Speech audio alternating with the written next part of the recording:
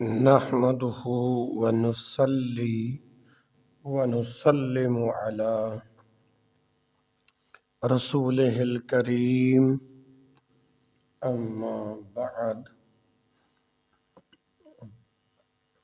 فأعوذ بالله السميع العليم من الشيطان الرجيم من همزه ونفخه ونفسه بسم الله الرحمن الرحيم إنا كفيناك المستهزئين۔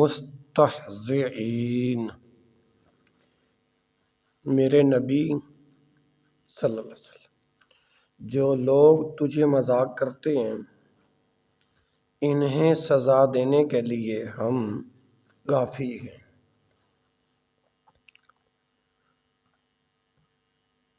سنا ہے کہ وہ آپ صلی اللہ علیہ وسلم کو گالیاں دیتا ہے۔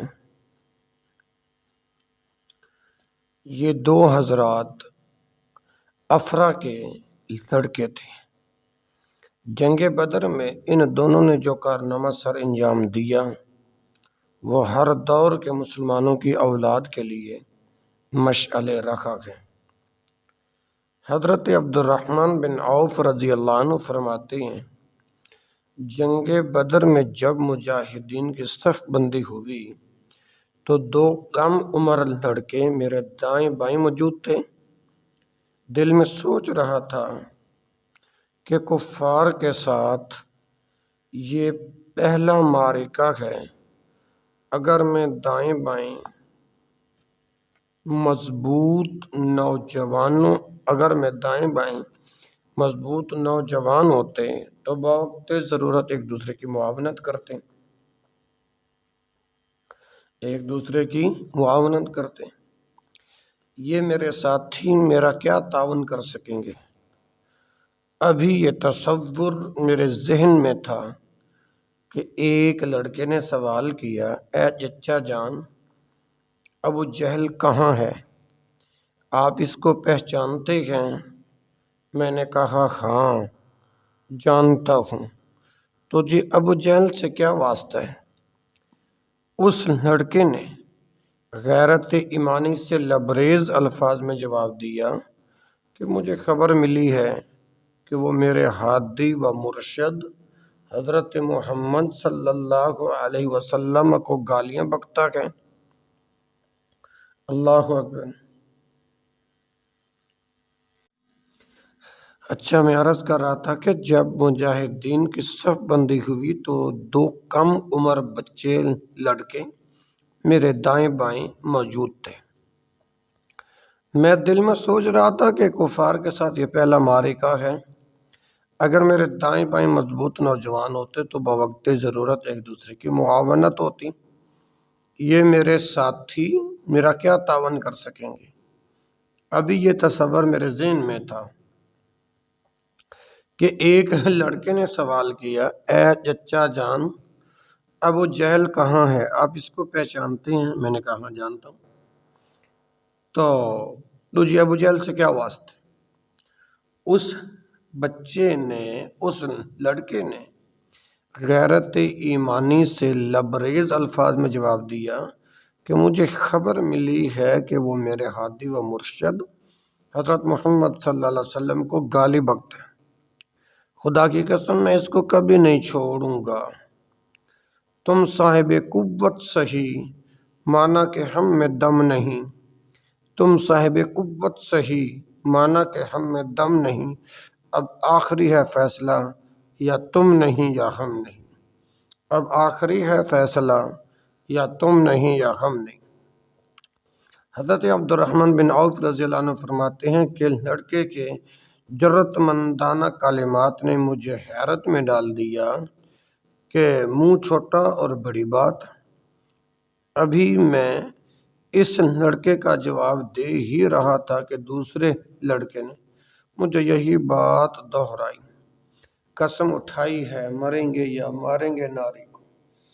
قسم اٹھائی ہے مریں گے یا ماریں گے ناری کو۔ سنا ہے کہ وہ گالیاں دیتا ہے محبوب باری کو، سنا ہے کہ وہ گالیاں دیتا ہے محبوب باری کو۔ ابھی بچوں کی بات ختم نہیں ہوئی تھی کہ ابو جہل کفار کی صفوں میں گھومتا ہوا نظر آیا، تو میں نے ان لڑکوں کو بتایا، اللہ اکبر کبیرہ، کہ وہ سامنے تمہارا مطلوب شخص نظر آ رہا ہے۔ میرے دیکھتے ہی دیکھتے وہ ننھے شاہین ابو جہل پر شیر کی طرح لپکے اور اپنی تلواروں سے ایسی گاری ضربیں لگائیں کہ کفار کے سپاہی سالار اور سرغنہ کو وہیں ڈھیر کر دیا، اور اپنی تلواریں فضا میں لہراتے ہوئے رسول اللہ صلی اللہ علیہ وسلم کی خدمت میں حاضر ہوئے اور اپنی کارروائی کا تذکرہ کیا۔ آپ صلی اللہ علیہ وسلم نے پوچھا، تم میں سے کس نے ابو جہل کو قتل کیا ہے؟ دونوں نے دعویٰ کیا، ایک کہتا تھا میں نے مارا، دوسرا کہتا تھا میں نے۔ آپ نے پوچھا، کیا تم نے اپنی تلوار صاف کر لی ہے؟ انہوں نے عرض کیا کہ نہیں۔ آپ صلی اللہ علیہ وسلم نے خود ان کی تلواروں کا معائنہ کیا تو وہ خون آلود تھی۔ آپ صلی اللہ علیہ وسلم نے فرمایا، تم دونوں نے یہ کام سر انجام دیا ہے۔ صحیح البخاری میں حدیث موجود ہے، 2972 نمبر ہے۔ دوسری روایت میں مذکور ہے کہ رسول اللہ صلی اللہ علیہ وسلم نے عبداللہ بن مسعود رضی اللہ عنہ کو ابو جہل کی حالت دریافت کرنے کے لیے بھیجا۔ حضرت عبداللہ بن مسعود رضی اللہ عنہ نے معرکہ میں جا کر دیکھا کہ لڑکوں نے اس کو اس قدر گاری ضربیں لگائی تھیں، یعنی حضرت عبداللہ بن مسعود نے معرکہ میں جا کر دیکھا کہ لڑکوں نے اس کو اس قدر گاری ضربیں لگائی تھیں کہ وہ قریب المرگ تھا۔ حضرت عبداللہ بن مسعود نے اس کی داڑھی پکڑ کر پوچھا، کیا تو ہی ابو جہل ہے؟ تو اس نے جواب دیا، کیا تم نے مجھ سے کوئی بڑا آدمی بھی مارا ہے؟ یہ اس کی تکبرانہ کلمات تھی۔ صحیح البخاری کتاب المغازی 3745 نمبر ہے۔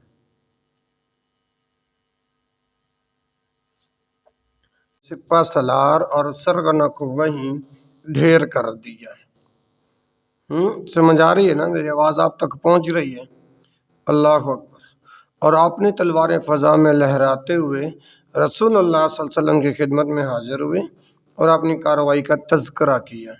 آپ صلی اللہ علیہ وسلم نے پوچھا، تم میں سے کس نے ابو جہل کو قتل کیا؟ دونوں نے دعویٰ کیا، ایک کہتا تھا میں نے مارا، دوسرا کہتا تھا میں نے۔ آپ نے پوچھا، کیا تم نے اپنی تلواریں صاف کر لی ہیں؟ انہوں نے عرض کیا کہ نہیں۔ اللہ اکبر۔ پھر آپ صلی اللہ علیہ وسلم نے خود ان کی تلواروں کا معائنہ کیا تو وہ خون آلود تھی۔ آپ صلی اللہ علیہ وسلم نے فرمایا، تم دونوں نے یہ کام سر انجام دیا۔ اچھا، ایک دوسری روایت میں مذکور ہے کہ رسول اللہ صلی اللہ علیہ وسلم نے عبداللہ بن مسعود رضی اللہ عنہ کو ابو جہل کی حالت دریافت کرنے کے لیے بھیجا۔ حضرت عبداللہ بن مسعود رضی اللہ عنہ نے معرکہ میں جا کر دیکھا کہ لڑکوں نے اس کو اس قدر گاری ضربیں لگائی تھیں کہ وہ قریب المرگ تھا۔ حضرت عبداللہ بن مسعود رضی اللہ عنہ نے اس کی داڑھی پکڑ کر پوچھا، کیا تو ابو جہل ہے؟ اس نے جواب دیا کہ تم نے مجھ سے کوئی بڑا آدمی بھی مارا ہے۔ یہ اس کے تکبرانہ کلمات تھے۔ ٹھیک ہے جی میرے بھائیوں، دوستوں اور بزرگوں، یہ دو روایتیں دو مرتبہ آپ کو سنا چکا ہوں۔ ٹھیک ہے جی۔ اچھا، حافظ ابن حجر رحمۃ اللہ علیہ نے اصابہ میں حضرت معاذ رضی اللہ تعالیٰ عنہ کے ترجمہ میں ذکر کیا کہ حضرت معاذ رضی اللہ عنہ نے ابو جہل پر حملہ کیا تو اس کا لڑکا اکرمہ دوڑتا ہوا آیا اور اس نے حضرت معاذ پر حملہ کر کے اس کا بازو کاٹ دیا، لیکن اس بازو کی شرنیں کچھ باقی تھیں جس کی وجہ سے وہ لٹک رہا تھا، اور وہ لڑکا اسی حالت میں کفار سے لڑتا رہا۔ جب اس نے دیکھا کہ بازو لڑنے میں رکاوٹ بنتا ہے، کہ بازو لڑنے میں رکاوٹ بنتا ہے، تو اس نے پاؤں رکھ کر بازو جسم سے جدا کر دیا۔ وہ جرت کا پہاڑ ایک ہی بازو سے حضرت عثمان رضی اللہ عنہ کے دور خلافت تک اسلام کی خدمت کے لیے لڑتا رہا، حتیٰ کہ اپنے خالق حقیقی سے جا ملا۔ ہمیں دنیا سے کیا حاصل، شہادت ہے مشن اپنا۔ ہمیں دنیا سے کیا حاصل، شہادت ہے مشن اپنا۔ دفن ہوں گے پہاڑوں میں، برف ہوگی کفن اپنا۔ دفن ہوں گے پہاڑوں میں، برف ہوگی کفن اپنا۔ اللہ اکبر کبیرہ۔ تو میرے محترم بھائیوں، یہ ہے گستاخ رسول کی سزا۔ اللہ اکبر کبیرہ۔ اچھا، ایک نبینا صحابی نمبر لے گیا، وہ کس طرح؟ سنیے، حضرت عبداللہ ابن عباس رضی اللہ عنہما سے روایت ہے کہ ایک نبینا تھا، اس کی ایک ام ولد تھی، یعنی ایسی لونڈی، ام ولد اس کو کہتے ہیں، ایسی لونڈی جس سے اس کی اولاد، ایک نبینا تھا، اس کی ایک ام ولد ایسی لونڈی جس سے اس کی اولاد تھی۔ وہ نبی صلی اللہ علیہ وسلم کو گالیاں بکتی اور برا بھلا کہتی تھی۔ وہ اسے منع کرتا تھا مگر مانتے نہ تھی، وہ اسے ڈانٹتا تھا مگر سمجھتے نہ تھی۔ ایک رات وہ نبی صلی اللہ علیہ وسلم کے بدگوئی کرنے اور آپ کو گالیاں دینے لگی، تو اس نبینے نے ایک برچھا لیا، اسے اس لونڈی کے پیٹ پر رکھ کر اس پر اپنا بوجھ ڈال دیا اور اس طرح اسے قتل کر دیا۔ اس لونڈی کے پاؤں میں چھوٹا بچہ آ گیا اور اس نے اس جگہ کو خون سے لت پت کر دیا۔ جب صبح ہوئی تو نبی کو اس کے قتل سے آگاہ کیا گیا اور لوگ اکٹھے ہو گئے، تو آپ صلی اللہ علیہ وسلم نے فرمایا، انشد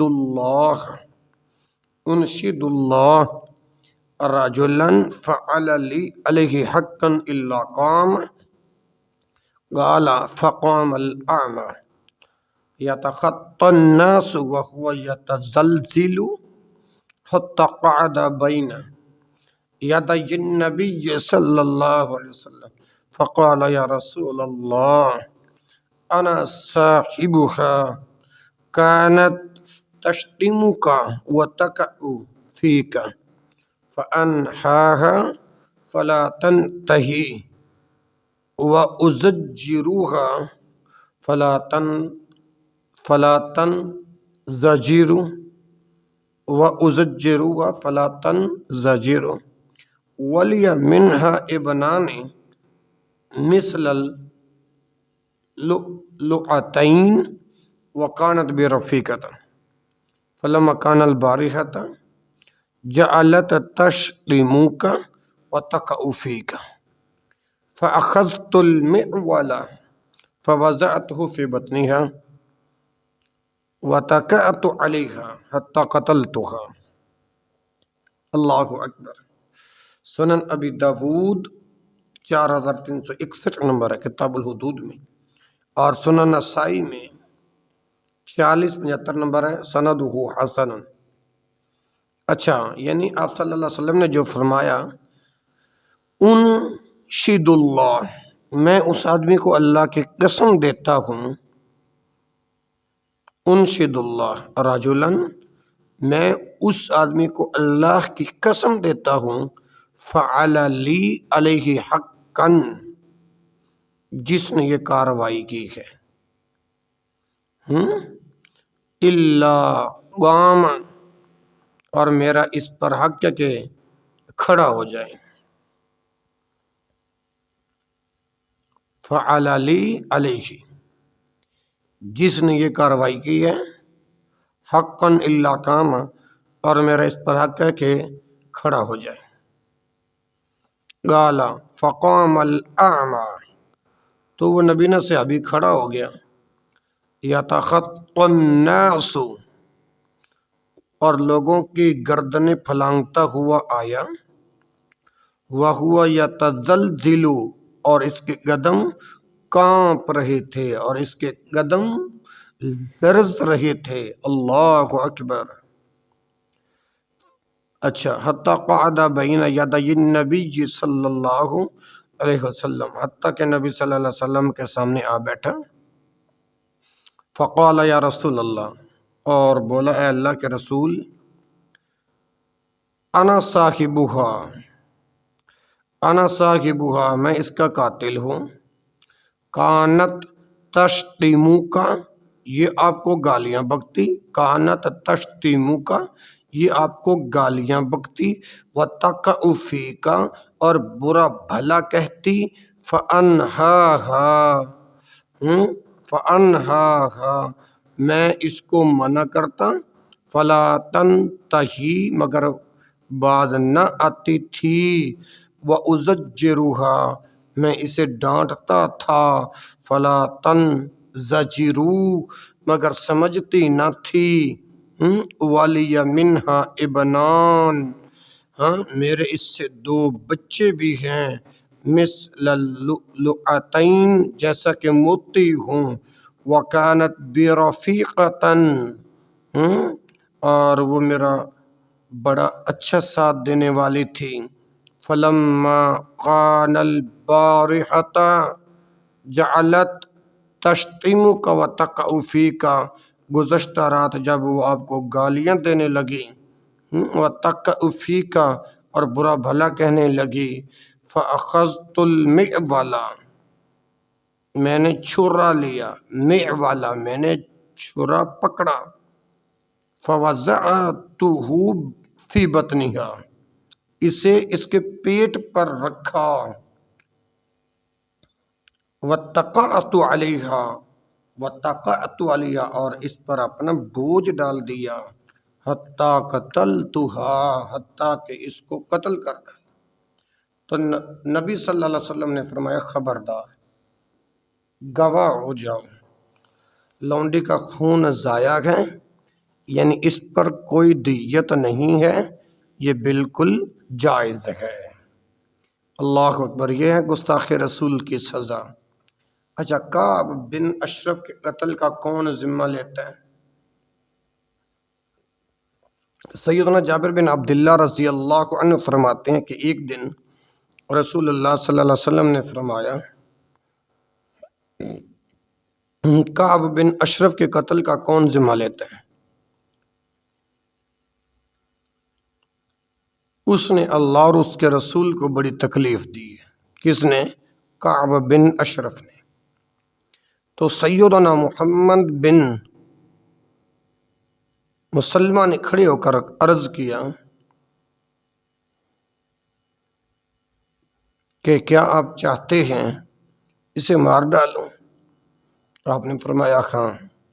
تو انہوں نے عرض کی کہ مجھے اجازت دیں کہ میں آپ پر کوئی جھوٹ موٹ بناؤں؟ آپ صلی اللہ علیہ وسلم نے فرمایا تجھے اختیار ہے۔ چنانچہ سیدنا محمد بن مسلمہ رضی اللہ عنہ اس کے پاس گئے، سیدنا محمد بن مسلمہ رضی اللہ عنہ اس کے پاس گئے اور اس سے کہا کہ اس شخص یعنی محمد صلی اللہ علیہ وسلم نے ہم سے صدقہ مانگ مانگ کر ہمیں ستا رکھا ہے، میں تجھ سے قرض لینے آیا ہوں۔ کعب نے کہا کہ ابھی تو ابتدا ہے، اللہ کی قسم آگے چل کر تم کو بہت تکلیف ہوگی۔ وہ بولے کہ خیر، اب تو ہم اس کے اتباع کر چکے ہیں، اب ایک دم چھوڑنا تو اچھا نہیں لگتا، ہم دیکھ رہے ہیں کہ اس کا انجام کیا ہوتا ہے۔ خیر میں آپ کے پاس 1 یا 2 وسق قرض لینے آیا۔ کعب بن اشرف نے کہا کہ قرض دوں گا مگر آپ میرے پاس کوئی چیز گروی رکھ دو۔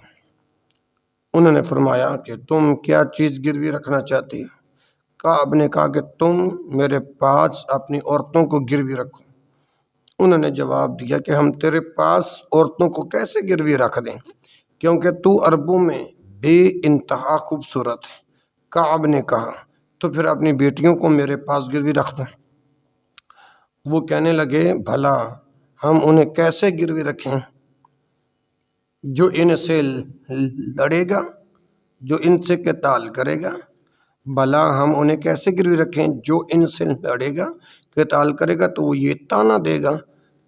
تو 1 وسق یا 2 وسق کے عوض گروی رکھا گیا تھا، اور یہ ہمارے لیے آر ہے، لیکن ہم تیرے پاس ہتھیار گروی رکھ دیں گے۔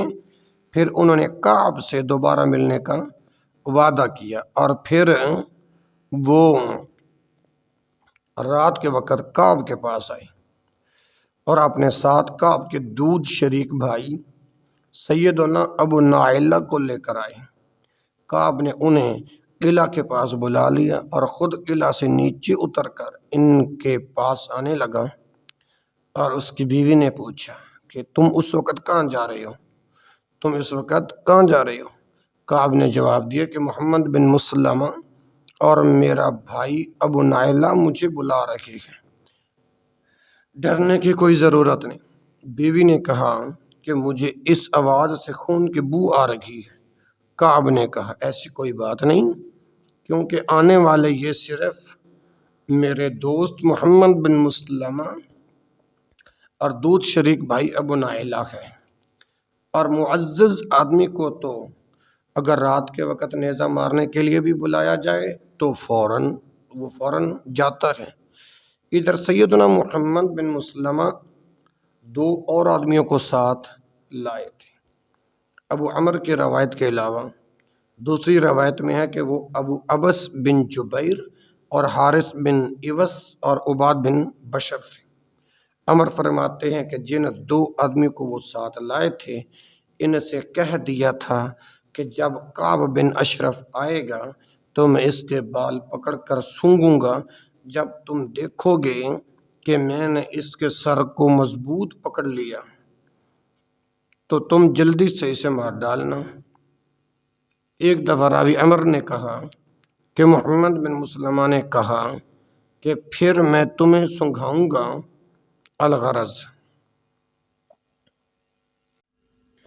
الغرض جب کعب ان کے پاس چادر سے لپٹے ہوئے آیا اور خوشبو میں مہک رہا تھا، تب محمد بن مسلمہ نے کہا کہ میں نے آج تک اس خوشبو سے اچھی کبھی کوئی خوشبو نہیں دیکھی۔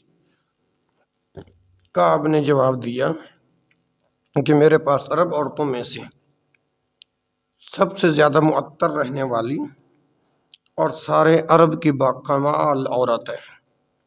اللہ اکبر۔ محمد بن مسلمہ نے کہا کہ کیا تم مجھے اپنا سر سونگنے کی اجازت دیتے ہو؟ اس نے کہا ہاں کیوں نہیں۔ محمد بن مسلمہ نے سونگا اور اپنے ساتھیوں کو بھی سونگنے کا کہا۔ انہوں نے کچھ دیر بعد کہا کہ مجھے پھر دوبارہ سونگنے کی اجازت ہے؟ اس نے کہا ہاں۔ چنانچہ سیدنا محمد بن مسلمہ نے اسے سر سے مضبوط پکڑ لیا۔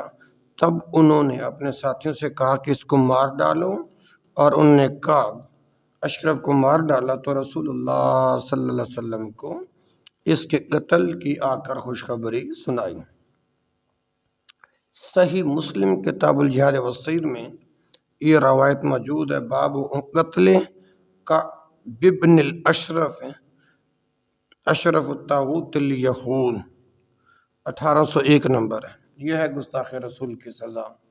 میرے بھائیوں، گستاخ رسول کی ایک ہی سزا، وہ کیا ہے؟ موت ہے۔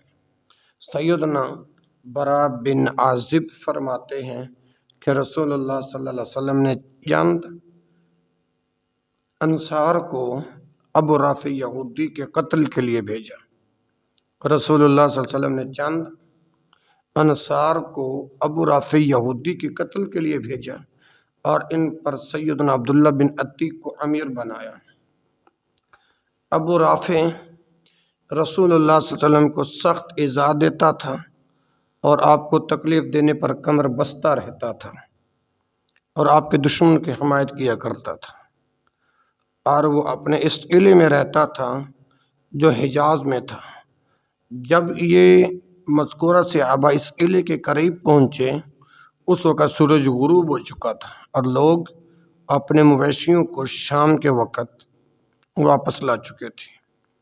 سیدنا عبداللہ بن عتیق رضی اللہ عنہ نے اپنے ساتھیوں سے کہا کہ تم یہاں بیٹھو، میں جاتا ہوں اور دربان سے ملا کر قلعے کے اندر جانے کی کوئی تدبیر کرتا ہوں۔ پھر وہ قلعہ کی طرف چلے، یہاں تک کہ دروازے کے قریب پہنچ گیا، پھر اپنے آپ کو کپڑے میں اس طرح چھپایا جیسے کوئی قضائے حاجت کے لیے بیٹھتا ہے۔ اللہ اکبر! قلعہ والے اندر جا چکے تھے۔ دربان نے عبداللہ کو آواز دی، اے اللہ کے بندے، اگر تو اندر آنا چاہتا ہے تو آ، کیونکہ میں دروازہ بند کرتا ہوں۔ اللہ اکبر! میں اندر چلا گیا۔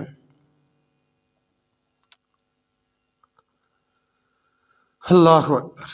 جب وہ سب آ چکے ہیں، دربان نے دروازہ بند کر کے چابیاں کھونٹی پر لٹکا دی۔ عبداللہ فرماتے ہیں کہ میں نے چابیاں لے کر دروازہ کھولا۔ ابو رافع کے پاس داستان گویاں ہوا کرتی تھی۔ کیا ہوا کرتی تھی؟ داستان گویاں۔ اور وہ اپنے بالا خانے پر رہتا تھا۔ جب اس کے پاس کہانی گو لوگ چلے گئے تو میں بالا خانے پر چڑھا۔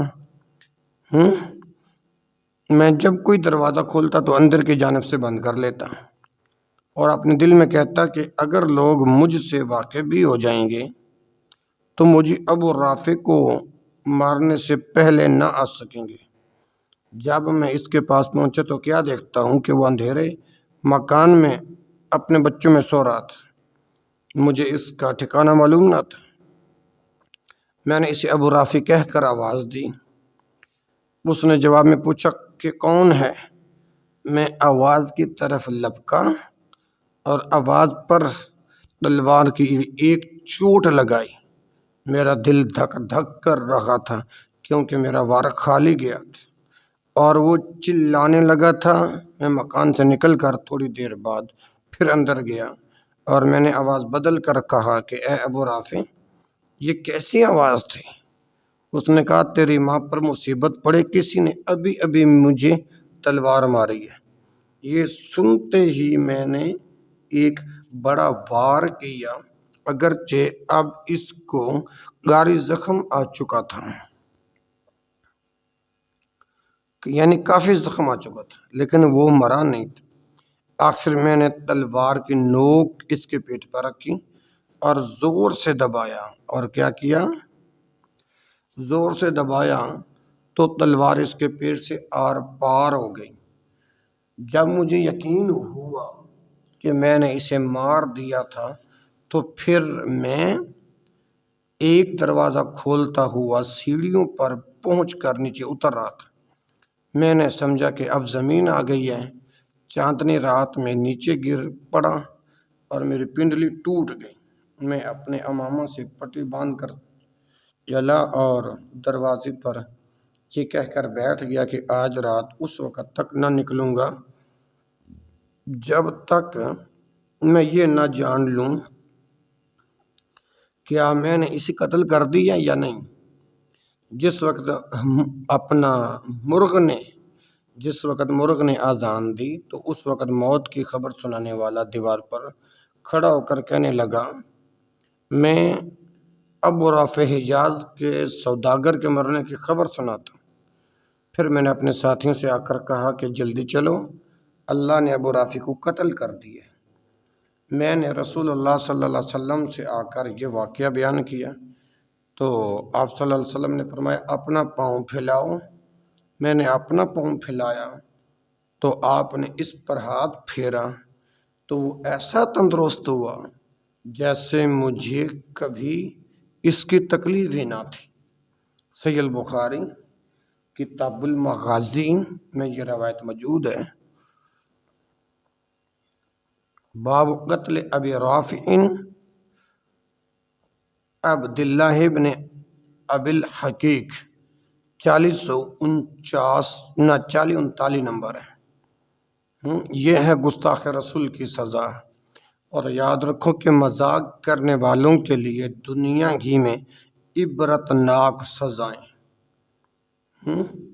حضرت عبداللہ بن عباس رضی اللہ عنہما نے قرآن کی یہ آیت پڑھی، جو میں نے خطبہ مسنونہ میں پڑھی ہے، انا کفینا کل مستہزئین، سورۃ الحجر آیت نمبر 95۔ اے میرے نبی صلی اللہ علیہ وسلم، جو لوگ تجھے مذاق کرتے ہیں انہیں سزا دینے کے لیے ہم کافی ہیں۔ اور فرمایا نبی صلی اللہ علیہ وسلم کا مذاق اڑانے والے یہ لوگ تھے: نمبر 1 ولید بن مغیرہ، نمبر 2 اسود بن عبد یغوث الزہری، نمبر 3 ابو الزمع اسود بن مطلب یا مطلب، اور نمبر 4 حارث بن عتیل سہمی، اور نمبر 5 عاص بن وائل۔ حضرت جبرائیل علیہ السلام جناب رسول کریم صلی اللہ علیہ وسلم کے پاس آئے تو اللہ کے نبی نے مذاق اڑانے والوں کی شکایت حضرت جبرائیل سے کی۔ حضرت جبرائیل نے اللہ کے رسول صلی اللہ علیہ وسلم کے سامنے ولید کو کر دیا اور اس کے بغل میں ایک رگ کی طرف اشارہ کیا۔ اللہ کے رسول صلی اللہ علیہ وسلم نے جبرائیل سے پوچھا، آپ نے اس کے ساتھ کیا کیا؟ جبرائیل نے کہا، میں نے اس کو سزا دے دی۔ اس کے بعد جبرائیل علیہ السلام نے اسود کو اللہ کے رسول صلی اللہ علیہ وسلم کے سامنے کیا اور اس کی آنکھ کی طرف اشارہ کیا۔ اللہ کے رسول صلی اللہ علیہ وسلم نے اس کے بارے میں بھی جبرائیل سے پوچھا، آپ نے فرمایا اسود کا کیا کیا؟ حضرت جبرائیل نے کہا، میں نے اس سے نپٹ لیا ہے، میں نے اس سے نپٹ لیا۔ اللہ اکبر۔ پھر حضرت جبرائیل علیہ السلام نے ابو الزمع کو اللہ کے رسول صلی اللہ علیہ وسلم کے سامنے کیا اور اس کے سر کی طرف اشارہ کیا۔ اللہ کے رسول صلی اللہ علیہ وسلم نے جبرائیل سے کہا، آپ نے اس کا کیا بندوبست کیا؟ حضرت جبرائیل نے کہا، میں نے اس سے بھی بدلہ لے لیا۔ اس کے بعد جبرائیل علیہ السلام نے حارث کو اللہ کے رسول صلی اللہ علیہ وسلم کے سامنے کیا اور اس کے سر یا پیٹ کی طرف اشارہ کیا اور کہا کہ میں نے اس سے بھی انتقام لے لیا۔ اللہ اکبر۔ اسی طرح عاص کا گزر ہوا، عاص بن وائل، تو حضرت جبرائیل نے اس کے پاؤں کے تلوے کی طرف اشارہ کیا اور کہا، میں نے اس کو بھی دبوچ لیا۔ اللہ اکبر۔ اب یہ جو 5 حضرات تھے، اللہ اکبر، ولید بن مغیرہ، ولید کو سزا اس طرح ملی کہ خزا قبیلے کا ایک شخص جو اپنے تیروں کو ترتیب دے رہا تھا۔ پھر سنیے، ولید کو سزا اس طرح ملی کہ خزا قبیلے کا ایک شخص جو اپنے تیروں کو ترتیب دے رہا تھا، اس کے پاس ولید کا گزر ہوا تو ایک تیر اس کے بغل کے نیچے رگ پہ جا لگا اور اس نے رگ کو کاٹ دیا۔ نمبر 2 اسود بن مطلب اندھا ہو گیا۔ نمبر 3 اسود بن عبد یغوث سے انتقام اس طرح لیا گیا کہ اس کے سر میں زخم ہو گیا جن کی وجہ سے وہ مر گیا۔ نمبر 4 حارث سے انتقام اس طرح لیا گیا کہ زرد پانی نے اس کو گھیر لیا، وہ اس کے پیٹ میں داخل ہو گیا اور صورتحال یہ ہو گئی کہ اس کا پخانہ اس کے منہ سے نکلنے لگا، پھر وہ اس سے مر گیا۔ نمبر 5 عاص بن وائل کو سزا اس طرح ملی کہ اس کے سر میں اس طرح پھوڑا نکلا جس طرح کا ایک کانٹے دار پودا حجاز کے ریگستان میں اگتا ہے، اس کانٹے دار حجازی پودے کی طرح کا پھوڑا اس کے سر میں نکلا اور سارے سر میں پھیل گیا اور وہ مر گیا۔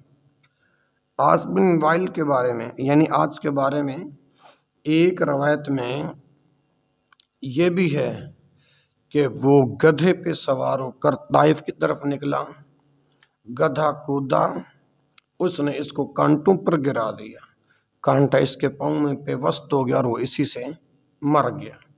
یہ ہے میرے بھائیو گستاخ رسول کی سزا۔ دلائل النبوہ للبیہقی کی دوسری جلد صفحہ 316 تا 318 اسنادہ حسن لذاتہ۔ السنن الکبری لہ 9ویں جلد صفحہ 8 اور حدیث کا نمبر 17731۔ آئیے ابو جہل کو کس طرح سزا ملی۔ ابو جہل بھی تو میرے پیغمبر کا گستاخ تھا، سیرت کا قاری، چشم تصور سے 15 صدیاں پہلے مکہ مکرمہ میں بیت اللہ کو دیکھ رہا ہے۔ سیرت کا قاری چشم تصور سے 15 صدیاں پہلے مکہ مکرمہ میں بیت اللہ کو دیکھ رہا ہے، جہاں قریش مکہ کی ایک ٹولی ابو جہل کے ارد گرد بیٹھی ہوئی ہے۔ سامنے ابراہیم علیہ السلام کا تعمیر کردہ گھر ہے۔ اسلام بتدریج پھیلتا جا رہا ہے۔ کافروں کی ساری کوششیں اور توانائیاں اس دعوت حق کو روکنے میں لگی ہوئی ہیں، مگر حق کی آواز مسلسل گونج رہی ہے اور بلند سے بلند ہوتی جا رہی ہے۔ ابو جہل جو اس امت کا فرعون ہے، اس کو سب سے من بھاتا موضوع یہ ہے کہ مسلمانوں کو تکلیف و اذیت کیسے پہنچائی جائے۔ اچانک اس نے پہلو بدلا، اس کے چہرے سے حسد، حقد اور عناد صاف ظاہر تھا۔ اس نے رازداری سے کہا، اے قریش، آپ لوگ دیکھ رہے ہیں کہ محمد صلی اللہ علیہ وسلم ہمارے دین کی عیب چینی، ہمارے آباء و اجداد کی بدگوئی، ہمارے عقلوں کی تنکیس اور ہمارے معبودوں کی تذلیل سے باز نہیں آ رہا۔ اس لیے میں اللہ سے یہ عہد کر رہا ہوں کہ میں ایک بہت بھاری مشکل سے اٹھایا جانے والا پتھر لاؤں گا۔ جب یہ سجدہ کرے گا تو اس بھاری پتھر سے اس کا سر کچل کر رکھ دوں گا۔ اب اس کے بعد تمہاری مرضی ہے کہ تم میری تائید کرو یا نہ کرو، مجھے بے یار و مددگار چھوڑ دو یا میری حمایت میں اٹھ کھڑے ہو۔ بنو عبد مناف میرے ساتھ جو جی چاہے کریں، اس کی مجھے کوئی پرواہ نہیں، مجھے یہ کام ہر حال میں کرنا ہے، حد ہو گئی ہے، اب اس کا خاتمہ ضروری ہے۔ لوگوں نے ایک دوسرے کی طرف دیکھا، اس کے مکروہ اور فاسد عزائم ان کے دلوں کے بھی ترجمان تھے۔ انہوں نے تائید میں اپنے سر ہلائی اور کہا، ابو الحکم، بھلا ایسا ہو سکتا ہے کہ ہم تمہیں بنو عبد مناف کے سپرد کریں؟ ایسا کبھی نہیں ہوگا۔ تم جو کرنا چاہتے ہو کرو، تم جو کرنا چاہتے ہو کر گزرو، ہم تمہارے ساتھ۔ اگلے روز صبح کے وقت ابو جہل نے ایک بہت بڑا پتھر اٹھا لیا اور بیت اللہ میں محمد رسول اللہ صلی اللہ علیہ وسلم کا انتظار کرنے لگا۔ پتھروں کے پجاری صحن حرم میں جمع ہو رہے تھے۔ وہ بے چینی سے منتظر تھے کہ ابھی ایک بڑا اقدام ہونے والا ہے۔ ابو جہل اپنی بات پر بڑا پکا ہے، وہ ضرور اپنے منصوبے پر عمل کرے گا۔ اللہ کے رسول صلی اللہ علیہ وسلم کی عادت مبارک تھی کہ وہ روزانہ بیت اللہ میں تشریف لاتے، بیت المقدس کی طرف منہ کرتے اور نماز پڑھتے۔ درمیان میں ان کے جد امجد ابراہیم اور اسماعیل کا بنایا ہوا کعبہ ہوتا، جس کی تولیت صدیوں سے ان کے خاندانوں کے سپرد تھی۔ آج بھی آپ حسب معمول تشریف لائے، چہرے کا رخ بیت المقدس کی طرف کر لیا، نماز کے لیے کھڑے ہوئے، قیام کیا، پھر رکوع میں چلے گئے۔ کہاں چلے گئے بھائیو؟ رکوع میں۔ اب اپنے رب کے حضور سجدہ کر رہے ہیں، جو ہر مشکل اور پریشانی میں حامی و ناصر ہے۔ ادھر وہ سجدے میں جاتے تھے، ادھر ابو جہل اپنے ناپاک ارادے پر عمل کے لیے اپنی جگہ سے اٹھتا ہے اور بھاری پتھر اس نے اپنے ہاتھوں میں اٹھا رکھا ہے، اور بہت سی نگاہیں ابو جہل کا تعاقب کر رہی ہیں۔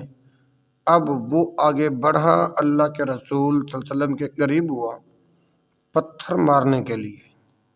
اپنے ہاتھ بلند کیے تو پتھر اس کے ناپاک ہاتھوں سے گر پڑا۔ اب وہ تھر تھر کانپنے لگا، چہرے کا رنگ اڑ گیا، شکست خوردہ حالت میں پیچھے ہٹا اور بھاگ نکلا۔ قبیلے کے وہ لوگ جو تماشا دیکھنے کے لیے وقت سے پہلے ہی جمع ہو گئے تھے، نہایت تعجب سے ابو جہل کی طرف دیکھ رہے تھے۔ ان میں سے ایک شخص نے بے ساختہ پوچھا، ما لک ابی الحکم، ما لک ابی الحکم، ارے ابو الحکم تمہیں کیا ہو گیا؟ اس کے چہرے کا رنگ اڑ گیا ہوا تھا، اس کے چہرے کا رنگ اڑا ہوا تھا اور جسم بے چارگی کی تصویر بنا ہوا تھا۔ بڑی مشکل سے زبان نے اس کا ساتھ دیا۔ اس نے رک رک کر کہنا شروع کیا، کل جس منصوبے کا میں نے اعلان کیا تھا اس پر عمل درآمد کے لیے میں محمد صلی اللہ علیہ وسلم کی طرف بڑھا۔ جب میں ان کے قریب ہوا تو میں نے اپنے اور ان کے درمیان آگ کے شعلے اگلتی خندق دیکھی۔ بہت سی خوفناک چیزیں اور پر مجھے نظر آئے۔ میں خوف زدہ ہو کر پیچھے کو بھاگا۔ اللہ کے رسول صلی اللہ علیہ وسلم نے فرمایا، وہ فرشتے تھے، اگر وہ میرے قریب آتا تو فرشتے اس کی بوٹی نوچ لیتے۔ صحیح مسلم میں حدیث موجود ہے، 2797 نمبر ہے۔ دلائل النبوۃ للبیہقی کی دوسری جلد صفحہ 199 کے اندر یہ حدیث موجود ہے۔ یہ ہے گستاخ رسول کی سزا۔ اللہ کی رحمت سے میں نے 6 واقعات احادیث آپ کی خدمت میں عرض کی ہیں۔ رب العالمین سے دعا ہے کہ جو بھی گستاخ رسول ہے اس کا انجام ایسا ہی ہوا کرتا ہے۔ جو گستاخ رسول ہے اللہ اس کو تباہ و برباد کر دیتا ہے، اور حکومت وقت کی ذمہ داری ہے کہ ایسے جتنے بھی گستاخ ہیں ان کی سزا سرطن سے جدا ہی ہے، اور رسول اللہ صلی اللہ علیہ وسلم کا گستاخ جو ہے اس سے ہمارا کوئی تعلق نہیں، ہمارا کوئی واسطہ نہیں۔ رب العالمین سے دعا ہے کہ جتنے بھی گستاخ ہیں اللہ ان کو تباہ و برباد کر دیں۔ اور جیسے آپ نے ابھی سنا کہ جنگ بدر میں جب مجاہدین کی صف بندی ہوئی تو 2 کم عمر بچوں نے ابو جہل کا کیا۔ ابو جہل بھی تو گستاخ رسول تھا، نابینا صحابی نے وہ بھی نمبر لے گیا کیونکہ اس کی بیوی اتنے صفات والی مگر رسول اللہ صلی اللہ علیہ وسلم پر بکواس کرتی تھی۔ کعب بن اشرف کا قتل ہوا، یہ بھی گستاخ رسول تھا۔ اور وہ جو ہے ابو رافع یہودی کے قتل کے لیے بھیجا چند انصار کو، تو ابو رافع یہودی بھی رسول اللہ صلی اللہ علیہ وسلم کی گستاخی کرتا تھا، اور پھر مذاق کرنے والوں کا دنیا اور آخرت میں عبرتناک سزائیں آپ سماعت فرما چکے ہو۔ اور رب العالمین سے دعا ہے کہ اللہ ہمیں رسول اللہ صلی اللہ علیہ وسلم کی ہر گستاخی سے محفوظ رکھے۔ اللہ کریم ہم سب کو نبی علیہ السلام کے نقش قدم پر چل کر اللہ زندگی بسر کرنے کی توفیق نصیب فرمائے۔ فقیرانہ ایتھے صدا کر چلے، آپ خوش رہیں ہم دعا کر چلیں۔ وآخر دعوایا ان الحمد للہ رب العالمین۔